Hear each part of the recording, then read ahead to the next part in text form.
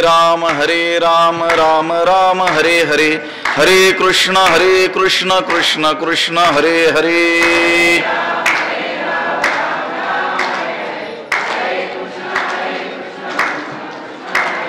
हरे राम राम राम हरे हरे, हरे कृष्ण कृष्ण कृष्ण हरे हरे.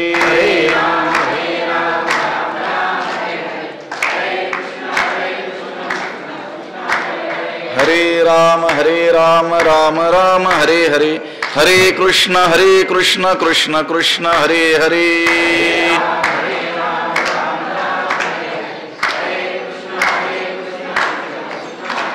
पुंडलीक वरदा हरि विठ्ठल श्री ज्ञानदेव तुकाराम, पंढरीनाथ भगवान की जय. माऊली ज्ञानेश्वर महाराज की, जगद्गुरु तुकाराम महाराज की जय. श्री भगवानुवाच इमं विवस्वते योगं प्रोक्तवानहमव्ययं, विवस्वान् मनवे प्राह मनुरिक्ष्वाकवे ब्रवीत्. नमामि सद्गुरुं शान्तं सच्चिदानन्द विग्रहं, पूर्ण ब्रह्म परानंद मीशमालंदी वल्लभम. नमो सद्गुरु तुकया ज्ञान दीपा, नमो सद्गुरु सच्चिदानंद रूपा, नमो सद्गुरु भक्त कल्याण मूर्ति, नमो सद्गुरु भास्करा पूर्ण कीर्ति. अखंड मंडलाकारं व्याप्तं येन चराचरं, तत्पदं दर्शितं येन तस्मै श्री गुरवे नमः. जयांचे केले स्मरण, होय सकळ विद्यांचे अधिकरण, तेची वंदू श्री चरण. श्री गुरूंचे ते नमस्कारोनी आता. श्री भगवानुवाच इमं विवस्वते योगं प्रोक्तवानहमव्ययं, विवस्वान् मनवे प्राह मनुरिक्ष्वाकवे ब्रवीत. ग्रंथराज ज्ञानेश्वरीच्या चौथ्या अध्यायाचा विचार आपण करतो आहोत आणि या चौथ्या अध्यायातील पहिल्या क्रमांकाचा हा श्लोक आहे. या श्लोकाचा अन्वय आणि अर्थ एकदा आपण पाहूयात. श्री भगवानुवाच अहम इमं अव्ययं योगं विवस्वते प्रोक्तवान, विवस्वान मनवे प्राह मनुहु इक्ष्वाकवे अब्रवीत. या श्लोकाचा अर्थ असा आहे, श्री भगवानुवाच म्हणजे श्री भगवान म्हणाले, अहम म्हणजे मी, इमं म्हणजे हा, अव्ययम योगम हा अविनाशी असलेला योग, अक्षय असलेला हा जो योग आहे हा विवस्वते प्रोक्तवान, विवस्वानाला म्हणजे सूर्याला सांगितलेला आहे. भगवान म्हणाले मी हा अविनाशी योग, अक्षय योग पूर्वी विवस्वानाला म्हणजे सूर्याला सांगितला. त्या विवस्वान मनवे प्राह, विवस्वानाने मनूला सांगितला म्हणजे सूर्याने मनूला सांगितला हा योग. आणि मनुहु इक्ष्वाकवे अब्रवीत, आणि मनुने इक्ष्वाकुला सांगितला. ही परंपरा सांगतात. हा जो योग आहे, आता या योग शब्दाबद्दल चर्चा आहे. अनेक टीकाकार जे आहेत संस्कृत भाषेतील गीतेचे, त्यांच्यामध्ये वेगवेगळी मतं आहेत. पण आपण ज्ञानोबरायांच्या ज्ञानेश्वरीचा विचार करतो आहोत, त्यामुळे ज्ञानोबरायांना काय अपेक्षित आहे तेवढा विचार आपल्याला करायचा आहे. मी हा अविनाशी योग सूर्याला सांगितला, सूर्याने मनूला सांगितला आणि मनूने इक्ष्वाकुला सांगितला. योग म्हणजे ज्ञानयोग. आता इथं योग शब्दानं ज्ञानयोग घ्यायचा की कर्मयोग घ्यायचा या बाबतीत काय आहे, टीकाकारांमध्ये मतभेद आहेत. परंतु ज्ञानोबरायांनी या श्लोकावर भाष्य करत असताना तसं काही स्पष्ट सांगितलेलं नाही की ज्ञानयोग किंवा कर्मयोग. पण याच्या पुढचा जो श्लोक आहे त्याच्यावर टीका करत असताना आत्मबोधाचा विसरू पडिला असं म्हटलेलं आहे. आणि वैराग्याची शिव विवेकाची भाष नेनती हे म्हटलेलं, यावरून ज्ञानयोग घ्यायचा आणि त्या ज्ञानयोगाचं साधन असलेला कर्मयोग, हे दोन्ही घ्यायचे. म्हणून भगवंत म्हणतात की हा जो मी योग पूर्वी कुणाला सांगितला, सूर्याला सांगितला. यातून भगवंताला हे सांगायचं आहे की त्या अर्जुनाला शंका राहू नये की हे जे तत्वज्ञान भगवंत मला सांगतो आहे हे काही प्रासंगिक, एकदिशीय, एककालीन आहे असं वाटू नये की आत्ताच्या पुरतंच उपयोगी आहे, याच काळाला हे उपयोगी आहे, आत्ता भगवंताला हे सुचलंय म्हणून तो मला हे सांगतोय असं त्याला वाटू नये. तर हे जे ज्ञान भगवंत मला सांगतोय हे कसं आहे, हे सनातन आहे, सर्वदेशीय आणि सार्वकालिक, त्याचं काय आहे महत्व आहे याची खात्री त्या अर्जुनाला पटावी म्हणून भगवंत ही परंपरा सांगतोय. मी तुला आत्ता सांगतोय असं नाही, तर हाच योग, हेच ज्ञान मी पूर्वी म्हणजे फार पूर्वी कुणाला सांगितलेलं आहे, सूर्याला. कसा योग ते म्हणतात अविनाशी असलेला योग, अव्ययम योगम. अव्यय, व्यय म्हणजे नाश आणि अव्ययम म्हणजे ज्याचा नाश नाही, अक्षय, त्याचा क्षय नाही आहे, असा हा जो योग मी पूर्वी सूर्याला सांगितलेला आहे. मी बोलून गेलो की त्या योग शब्दानं ज्ञानयोग, कर्मयोग हे दोन्ही घ्यायचे. खरं तर ज्ञानयोग घेतलं तर त्याच्यात कर्मयोग काय आहे, अंतर्भूत आहेच आहे. कारण ज्ञानयोग आणि कर्मयोग हे काही मोक्षप्राप्तीचे दोन स्वतंत्र असे भिन्न मार्ग नाही आहेत. मोक्ष कशाने आहे, ज्ञानानेच आहे. ज्ञानेन मोक्ष, ज्ञानानेच काय आहे मोक्ष. रीते ज्ञानान न मुक्ती ही वेदानं सांगितलं. रीते म्हणजे वाचून, खेरीज शिवाय, ज्ञानाशिवाय मोक्ष मिळूच शकत नाही. ज्ञाने विन मोक्ष नाही हा सिद्धांत वेद बोले हात उभारुणी. ज्ञाने विन एके उपाय करीसी ती तुका गुंफीसी अधिके रुखी इये. ज्ञानानेच काय आहे मोक्ष. ज्ञानादेव तू कैवल्य म्हणतो की नाही आपण, ज्ञानानेच मोक्ष आहे. पण ते ज्ञान त्याच्या प्राप्तीचा अधिकार येण्याकरिता तर कर्म करावं लागेल की नाही. चित्तस्य शुद्ध ये कर्म, चित्तशुद्धीसाठी कर्म करावं लागेल. ठीक आहे, कर्मानं लगेच मोक्ष नाही प्राप्त होणार. चित्तस्य शुद्ध ये कर्म न तू वस्तू उपलब्ध ये, भगवान भाष्यकार म्हणतात. वस्तू परमात्मा ब्रह्म, त्याची लगेच उपलब्धी, लगेच प्राप्ती कर्माने नाही होत. पण जी चित्तशुद्धी आहे ती कर्माच्याच माध्यमातून होते. मनशुद्धीच्या मार्गी जय विजयी व्हावे वेगी, तै कर्म सबळा लागी आळसू न कीजे. चित्तशुद्धी व्हावी असं वाटत असेल तर कर्म करण्यामध्ये आळस करू नये. आणि चित्तशुद्धी झालेली नसेल तर ज्ञानही काही करणार नाही. तैसे मोक्ष देईल ज्ञान येत किर नाही परितेची थारे ऐसे मन शुद्ध व्हावे. म्हणजे हे योग शब्द ज्ञान योग घ्यायचा, त्याच्या अंतर्भूत तो कर्मयोग आहेच आहे. भगवंत म्हणतात मी हा अविनाशी असलेला हा जो योग आहे मी पूर्वी कुणाला सांगितला, हा सूर्याला सांगितलेला आहे. सूर्याने मनूला सांगितला आणि मनूने इक्ष्वाकुला हे इक्ष्वाकुला सांगितलेला आहे. त्या अर्जुनाची केवळ खात्री पटावी की हे जे तत्वज्ञान भगवंत सांगतोय हे काही प्रासंगिक नाही आहे, हे तात्कालिक नाही आहे. जरी हा भगवद्गीता ग्रंथ संवाद असला, कृष्णार्जुन संवाद, जरी तो दोघातला संवाद असला तरी अन्य जे संवाद असतात त्याप्रमाणे तात्कालिकता त्याला नाही आहे. की त्या काळात त्या दोन थोर पुरुषांचा झाला असेल बा संवाद कौतुकानं, त्या काळातील लोक कसे एकमेकात बोलत होते एवढंच पाहण्याकरता त्याचा अभ्यास करायचा असं नाही. माध्यम संवादाचं केलंय पण सांगितलंय काय, तत्वज्ञान.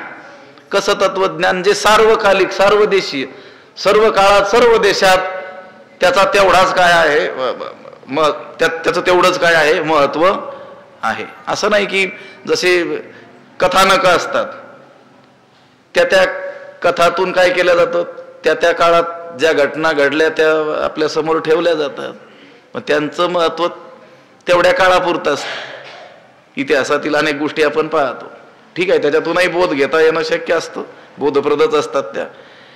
पण गीता हा जरी संवाद असला, आपण प्रत्येक अध्यायाच्या शेवटी पुष्पिका वाचतो की नाही, इति श्रीमद्भगवद्गीतासु उपनिषत्सु ब्रह्मविद्यायाम योगशास्त्रे श्रीकृष्णार्जुन संवादे. योगशास्त्र, ब्रह्मविद्या हे सगळं आहे की नाही. केवळ तो संवाद नाही आहे, संवाद मात्र नाही, संवादाचं काय केलेलं आहे, फक्त माध्यम केलेलं आहे. त्या अर्जुनाला असं वाटू नये की भगवंत हे आत्ताच, हे केवळ आत्ता याला सुचलंय आणि माझ्यासाठी हे ज्ञान, त्या ज्ञानाच्या प्राप्तीचा उपाय कर्मयोग, निष्काम कर्मयोग हे मला सांगतोय. म्हणून त्या देवाची, त्या अर्जुनाची खात्री पटावी म्हणून भगवंत सांगतात की नाही नाही, हे काय आहे, हे परंपरा आहे. याला असे परंपरेला काय आहे, महत्व आहे. संप्रदायपूर्वक उपासनेलाही काय आहे, महत्व आहे की नाही. ज्ञानोबरायांनी त्याचं वर्णन केलंय की नाही संप्रदायाचं. म्हटले ते तैसा श्री गुरु प्रसन्न होय, शिष्य विद्या ही किरला आहे, परी ते फळे संप्रदाय उपासली. भगवान भाष्यकारांनी गीता भाषामध्ये असं म्हटलेलं आहे ना, सर्व शास्त्रविद अपि असंप्रदायविद मूर्खवत उपेक्षणीय. सगळे शास्त्र जरी अवगत केलेले असले पण संप्रदायपूर्वक ती उपासना त्याच्याकडून घडलेली नसेल, परंपरेनं ते ज्ञान त्याला मिळालेलं नसेल, तर त्याची मूर्खाप्रमाणे उपेक्षा करावी. आता तो विद्वान आहे, विद्वान आणि मूर्खात महद अंतर आहे. त्यांच्याशी आपला जो व्यवहार आहे तोही कसा असतो, मोठा भेद आहे त्याच्यामध्ये. पण तरी ते म्हटले नाही काय भेद करायचं नाही.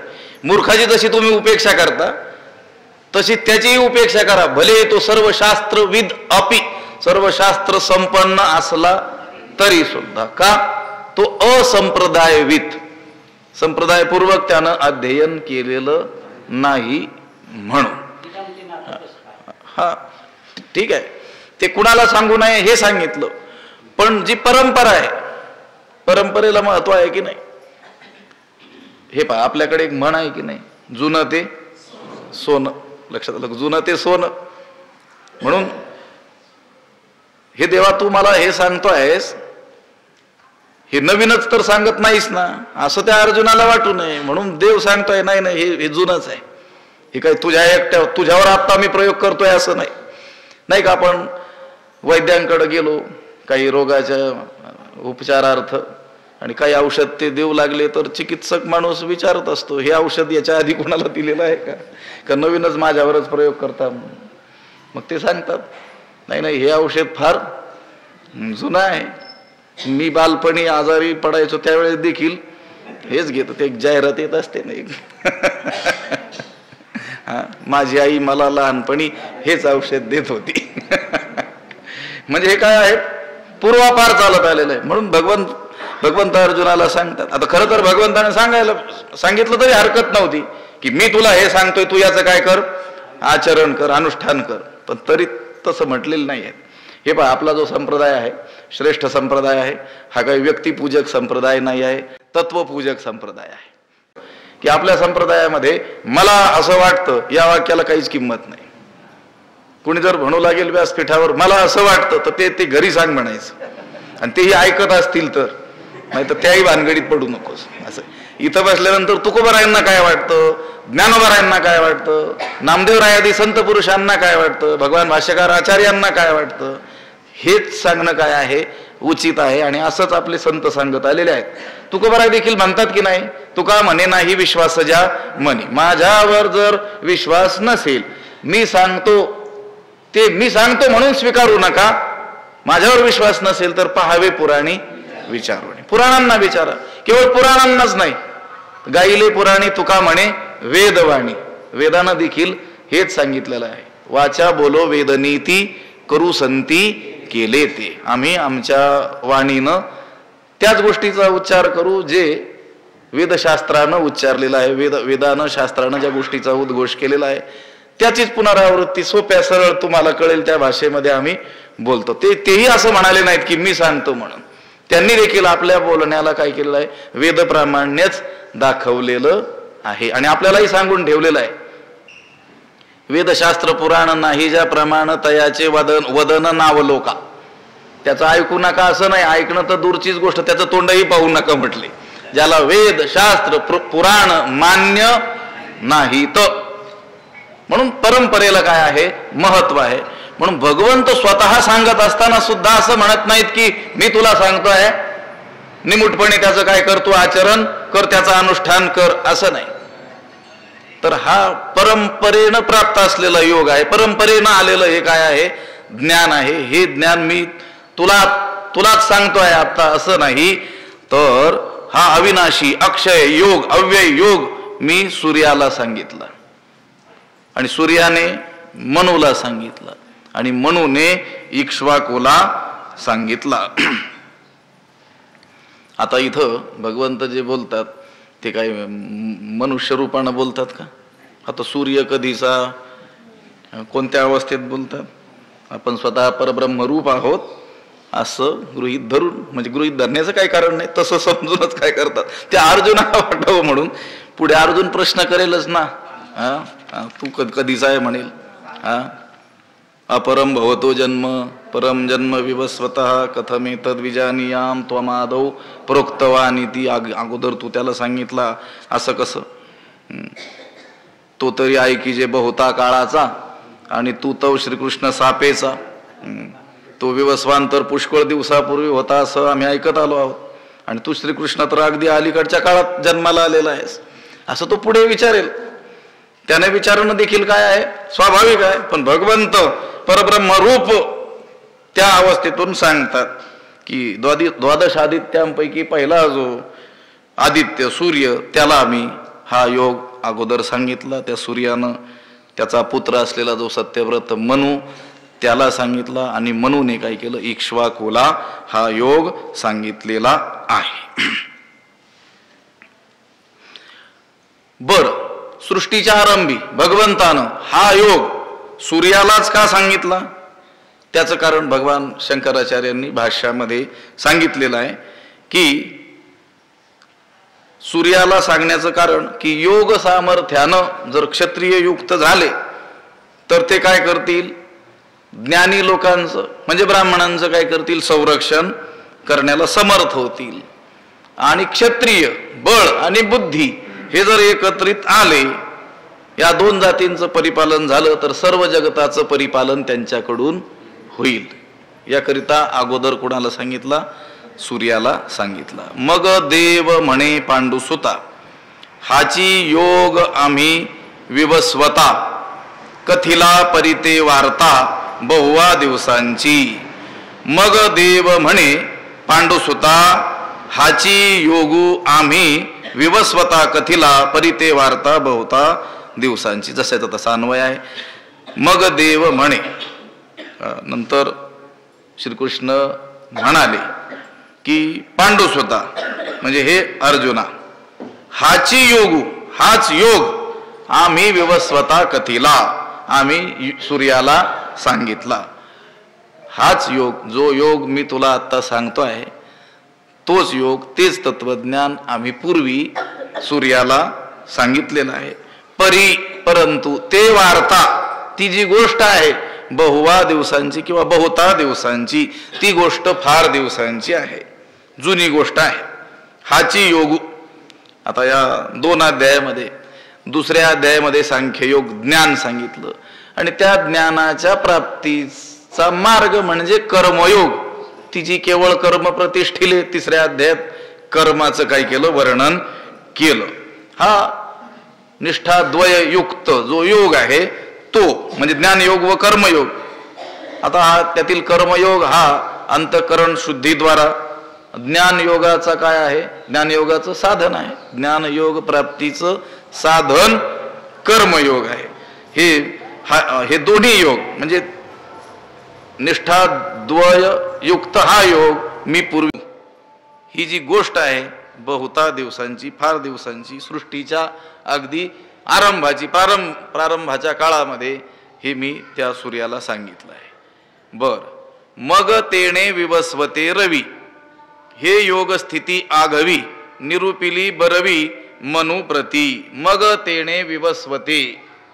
मग त्या विवस्वान नावाच्या रवी मग तेणे विवस्वते रवी मग त्या विवस्वान नावाच्या सूर्याने हे आघवी योग स्थिती ही संपूर्ण योगाची साधना योग निष्ठा मनुप्रती बरवी निरूपिली. मनुला उत्तम प्रकाराने सांगितली, चांगल्या प्रकाराने सांगितली. सृष्टीच्या आरंभी फार दिवसापूर्वी प्रथमतः आम्ही हा योग सूर्याला सांगितला. मग त्या विवस्वते रवी विवस्वान सूर्याने ही संपूर्ण योगनिष्ठा हे आघवी योग स्थिती मनुप्रती बरवी निरूपिली. मनुला चांगल्या प्रकारे सांगितली. बरवी म्हणजे चांगल्या प्रकारे, उत्तम प्रकारे. आता हे पहा, काही लोक ऐकतात आणि ऐकून दुसऱ्याला सांगतात, पण जसं ऐकलं तसंच सांगतील असं नाही. लक्षात आलं. त्यातील काही भाग विसरल्या जातो किंवा काही भाग आपल्याकडून जोडल्या जातो. अथवा माघारी गेले सांडी विखुरी ज्ञानोबा म्हणतात. लक्षात आलं का? ऐकलं ठीक आहे, ऐकलं असेल, पण ते सांगत ऐकलंही असेल, ते स्मृतीमध्ये असेलही, पण सांगत असताना, कारण ही सांगणं ही गोष्ट काय आहे, एक वेगळीच आहे ना. ऐकून ते स्मरणात ठेवणं ही गोष्ट वेगळी, आणि त्या स्मरणात असलेलं जसं ऐकलं तसं सांगणं ही गोष्ट काय आहे, वेगळी आहे. आता काही जण काही भाग विसरतील, तर काही स्वतः पदरचं त्यामध्ये काय करतील, जोडतील. पण जसं ऐकलं अगदी तसंच यथार्थपणे दुसऱ्याला सांगण्याकरिता चांगली काय असावी लागते, प्रज्ञा, मेधा, श्रद्धाही असावी लागते. पण त्या रवीनं काय केलं, विवस्वते रवी, त्यानं माझ्याकडून हे ज्ञान हा योग ऐकला आणि नंतर त्या रवीनं काय केलं, मनुला सांगितलं. कशा रीती बरवी निरूपिली. रवीने त्या मनुला मी जे सांगितलं ते चांगल्या रीतीनं चांगल्या प्रकारे, म्हणजे जसं आहे तसंच शुद्ध, त्यात काही पदरचं न मिसळता सांगितलं, जसेच्या तसं. आम्ही म्हणत असतो की नाही, काही लोक म्हणत असतात गीतेचा अर्थ आम्ही जसाच्या तसा सांगतो म्हणून. आता आलाय विषय, तर जसाच्या तसा अर्थ फक्त ज्ञानोबा सांगतात. गीतेचा यथार्थ अर्थ जर कळून घ्यायचा असेल तर गीतेवर लिहिलेलं कोणतंही भाष्य वाचण्याची काहीच आवश्यकता नाही. काय वाचावी, ज्ञानेश्वरीच वाचावी. कारण ज्ञानोबा म्हणजे साक्षात भगवान श्रीकृष्णच पुन्हा आपल्याला त्या गीतेचा विस्तार करून सांगण्याकरिता उत्तीर्ण झालेले आहेत. ठीक आहे, अनेक लोकांनी भक्ती मार्गाचा जगात चांगल्या रीतीनं प्रचार प्रसार केलेला असला, त्याबद्दल त्यांना आपण काय करूया, दंडवत करूया. ठीक आहे, नामाचा त्यांनी प्रचार केला असेल, त्यांनी गीतेवर भाष्य केलेलं आहे, गीतेचाही प्रचार प्रसार केलेला आहे, आणि गीतेचा आम्ही जसाचा तसा अर्थ सांगतो असं ते म्हणतात. पण तो जसा नाही तसा अर्थ आहे. आता आपण भगवान भाष्यकारांना किती पूज्य मानतो, पूज्यपाद. ज्ञानोबा त्यांना काय म्हणतात, भाष्यकार ते वाट पुसतो. ज्ञानोबा म्हणतात तत्वज्ञानाची वाट मी कोणाला विचारतो, भगवान भाष्यकारांना विचारतो. शांती ब्रह्मनाथ महाराज एकनाथी भागवताच्या आरंभी जी मंगल केलेलं आहे, मंगलाचरण आहेत, त्याच्यामध्ये वंदू आचार्य शंकरू जो ग्रंथार्थ विवेक चतुरू सारोनी कर्मठतेचा विचारू प्रबोध दिन करू प्रकाशिला असं म्हटलेलं आहे. वंदू आचार्य शंकरू.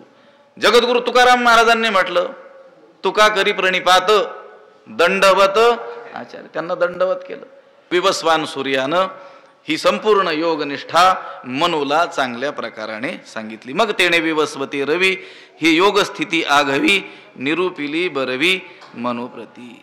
आघवी बरं का, म्हणजे संपूर्ण. आणि कशी निरूपिली, बरवी म्हणजे मी जे सांगितलं त्याला ते संपूर्ण त्यानं सांगितलं. आणि कशा रीतीनं सांगितलं, चांगल्या रीतीनं सांगितलं.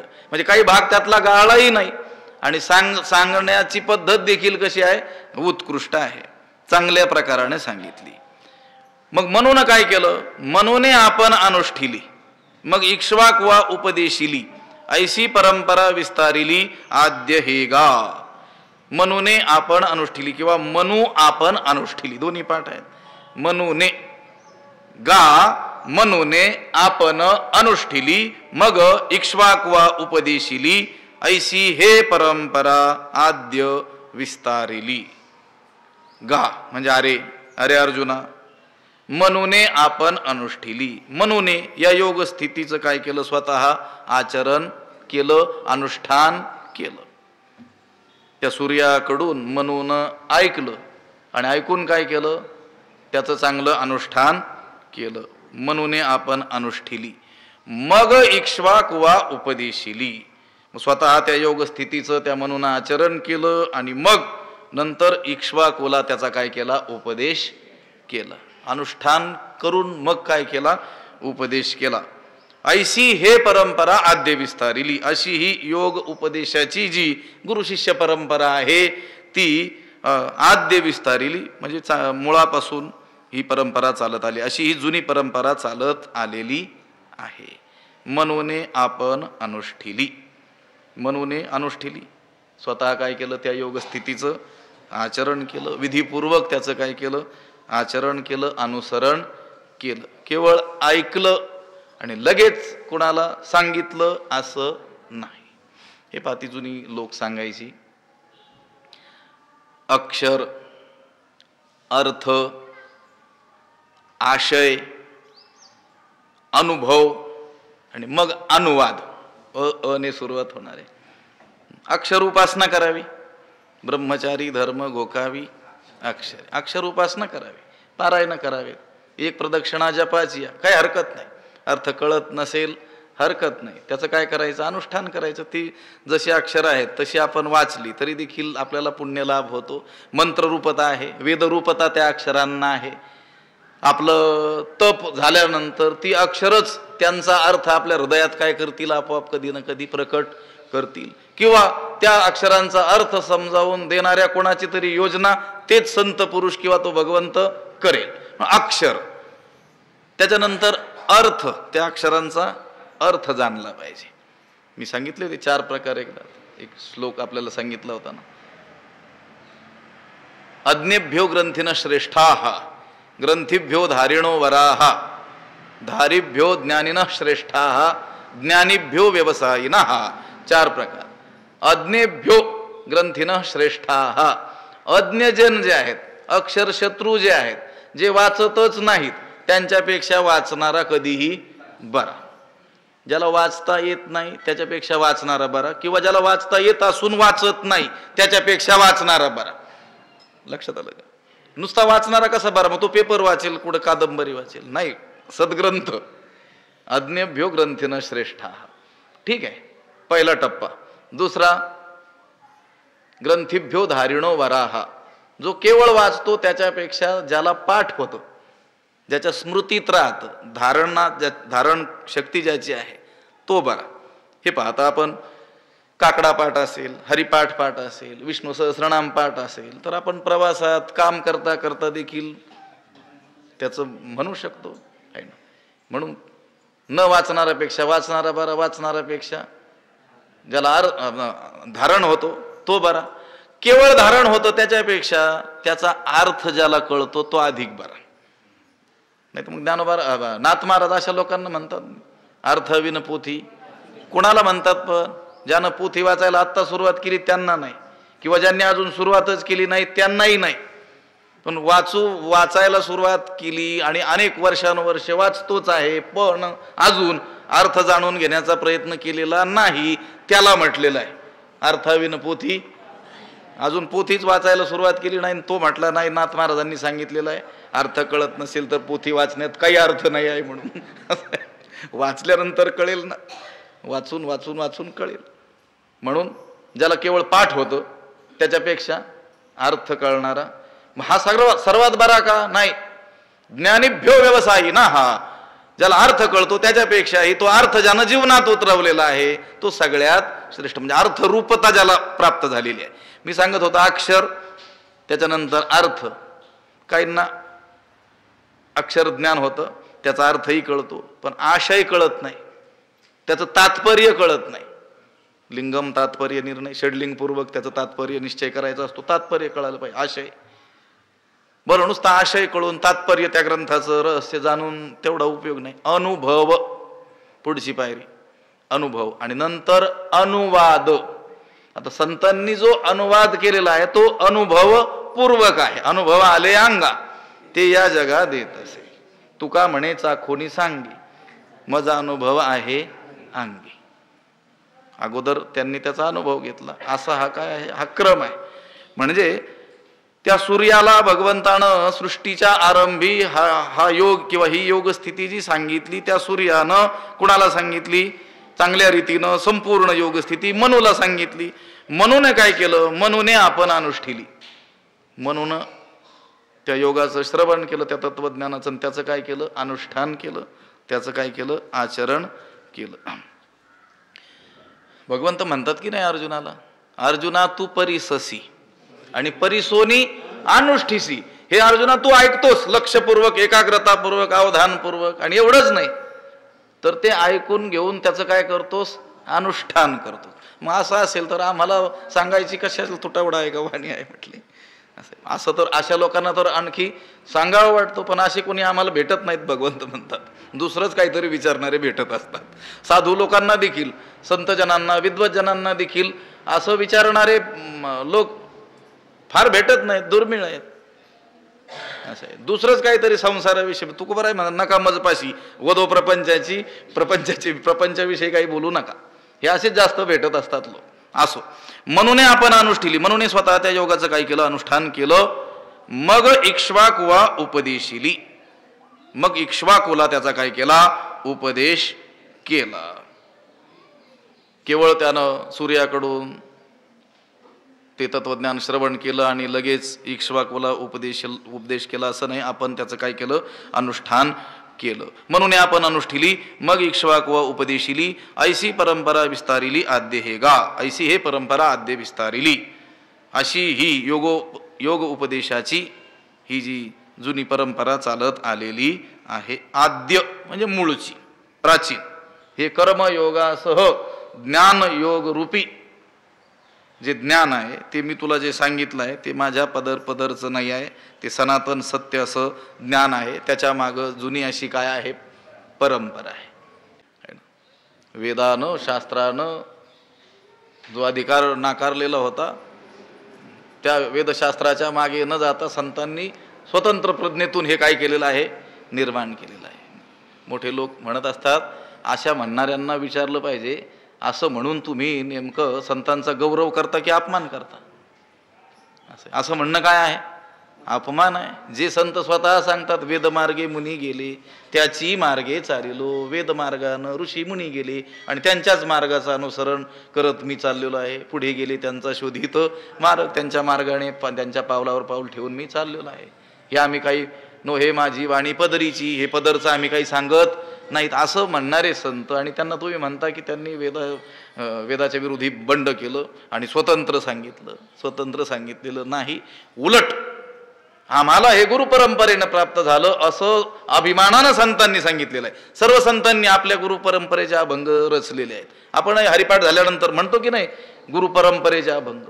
जर संतांनी ही गुरुपरंपरा मोडीत काढलेली असती, स्वतंत्रच हे स्थापन केलेलं असतं, तर मग आपली गुरुपरंपरा मोठ्या अभिमानानं कशाला सांगितली असती? आदिनाथ गुरु सकळ सिद्धांचा मच्छिंद्र दयाचा मुख्य शिष्य मच्छिंद्राने बोध गोरक्षासी केला गोरक्ष वळला गहिनी प्रती गहिनी प्रसादे निवृत्तीदाता ज्ञानदेवे सार चोजविले असं कशाला सांगितलं असतं?